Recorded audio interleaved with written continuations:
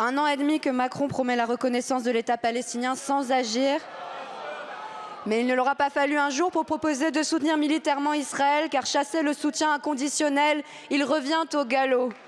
Pourtant, quel que soit ce que l'on pense du régime de Khamenei, que l'on a toujours condamné, le droit international est clair. L'Iran est l'agressé et Israël l'agresseur.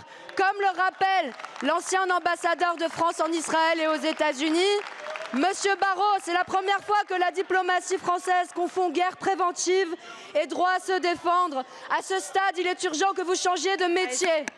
Netanyahou a tué 408 personnes en Iran. Il est aussi responsable, et je le dis, de la mort de 13 citoyens israéliens. Je l'assume, c'est sa responsabilité. Ni Netanyahou, ni Khamenei, et l'appel du mouvement Femmes, Vie, Liberté. Car quand des jeunes sont pendus à l'aube, le régime des mollahs est le seul responsable. Mais quand des hôpitaux sont bombardés et que des enfants meurent sous les décombres, c'est Netanyahou qui les a tués. Depuis 4 jours, un balai de négationnistes se précipite sur les plateaux pour dire qu'il faudrait remercier le gouvernement israélien qui affame 2 millions de personnes enfermées, qui s'acharne sur les Gazaouis tellement fort que leurs restes tiennent dans des sacs plastiques.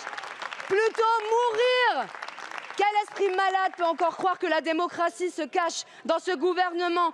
Il y a 20 ans, des propagandistes de votre genre squattaient déjà les plateaux télé et vociféraient qu'il fallait soutenir l'invasion de l'Irak par les États-Unis au nom des armes de destruction massive qui n'existaient pas plus alors que la bombe atomique iranienne n'existe aujourd'hui. Et ce sont les services américains qui le disent. C'est l'honneur de la France d'avoir refusé de tacher ses mains du sang de millions de morts d'Irakiens qui ont suivi. Aujourd'hui, vous voulez précipiter des centaines de millions de personnes dans l'abîme. Vous nous faites honte. Votre gouvernement est transitoire.